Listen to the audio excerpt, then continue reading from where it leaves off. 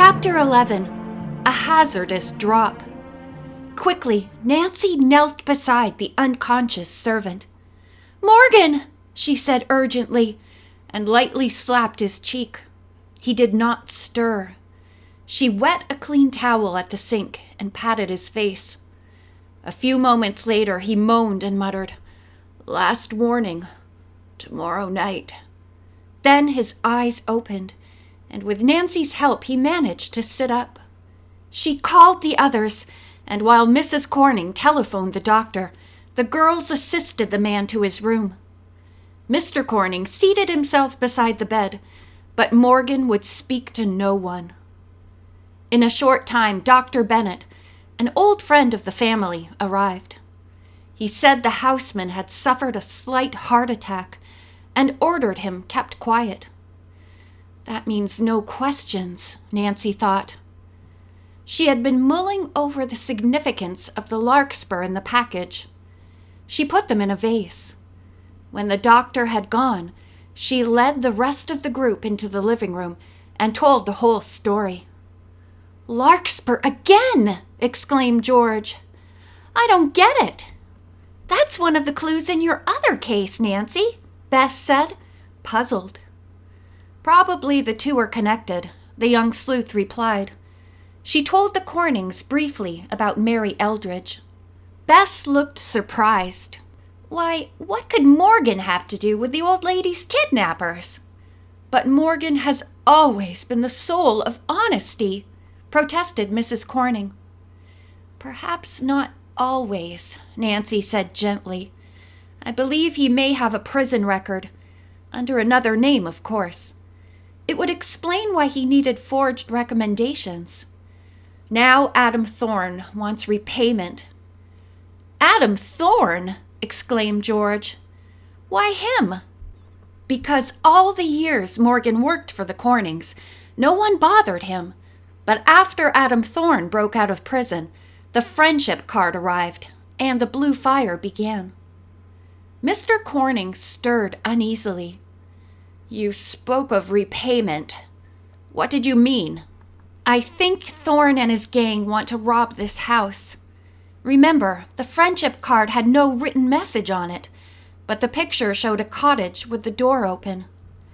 "I see," said Bess. "That was the message. Open the door."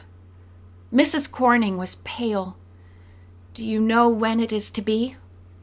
"Tomorrow night, I think," replied Nancy. "I believe the Larkspur was a signal to Morgan, his last chance to cooperate. Probably the gang showed the blue fire and abducted Morgan to intimidate him." Mr. Corning's face flushed with anger. "Scoundrels! We'll get the police at once." "Wait," said Nancy. "This is only a theory. If we hold off until tomorrow night, we'll see if we're right. Maybe we can catch the thieves red-handed and solve both cases at once." "But in the meantime," George said worriedly, "Morgan may have told the gang where you are." Nancy nodded. "Yes, I've thought of that." When Mr. Drew telephoned her a few minutes later, he had disquieting news. The lawyer had reported to the police before flying to Chicago and asked them to keep in touch with him. "Lieutenant Mulligan informed me they had not been able to trace the kidnap car. Also, when they arrived at the Tooker estate, it was deserted. The gang took the pigeons." "I understand, Dad. My visit forced them to run. They'll be more eager than ever to get me out of the picture." An hour later, Nancy, Ned, and their friends were watching the swimming races at Camp Hiawatha. In the fun and excitement, she found it hard to remember the threat of danger.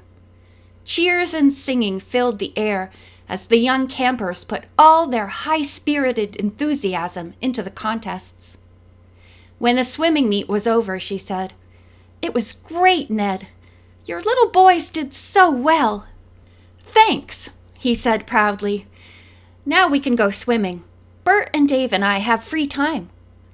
The boys showed their guests where to change into suits they had brought, then met them at the water's edge.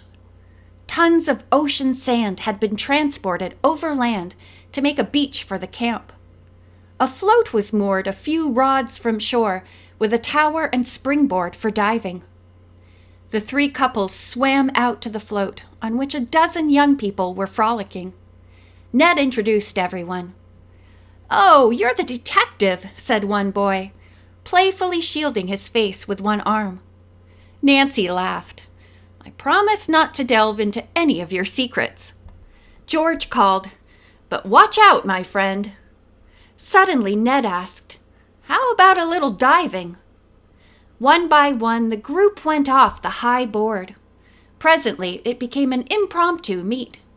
"Nancy, show them that new one you just learned," Bess urged. "I'll try," she smiled, "but I may flop." As everyone watched, Nancy balanced upside down on the edge of the board for a breathtaking moment, then thrust herself off. Her body revolved in the air and straightened out so that her pointed toes cleaved the water like a knife. Down she plunged into the green waters of the lake, then bobbed to the surface to hear the cheers of the spectators. "Wonderful! Perfect!" Panting, Nancy climbed back onto the float. As she threw herself down in the sun to rest, Ned came over. "That was a beauty, Nancy." "Just luck," she insisted. Later, when Nancy swam ashore with her friends, she was met by Mr. Dennis, the camp director.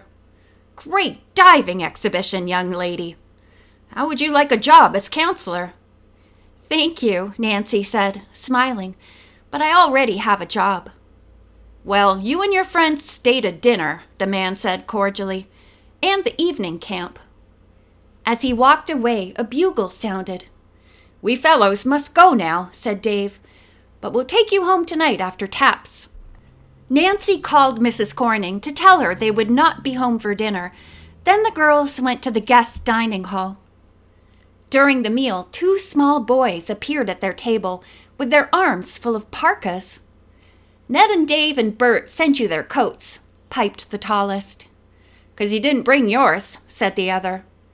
They put the jackets on an empty chair and fled as the girls thanked them. It grew chilly after dinner, and the trio were glad to put on the parkas and pull up the hoods.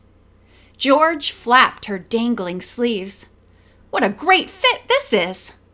"Now you can't tell us apart," said Bess. When it was dark, a long line of singing boys filed up a hill behind the camp. The girls followed their bobbing flashlights. At the top, the three stopped to look around.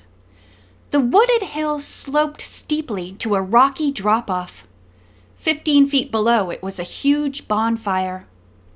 The girls watched the campers wind slowly down the path and saw that the first ones were already seated on another slope to the far side of the fire. "Come on," said Nancy, "but watch your step." She went first, with George beside her and Bess on the right. As they picked their way downward, they could hear the giant blaze crackling. Smoke billowed up, and Bess paused, coughing. Suddenly, a powerful push from behind knocked Bess off her feet. Screaming, she began to roll down the hill toward the drop-off and the leaping flames. End of chapter 11.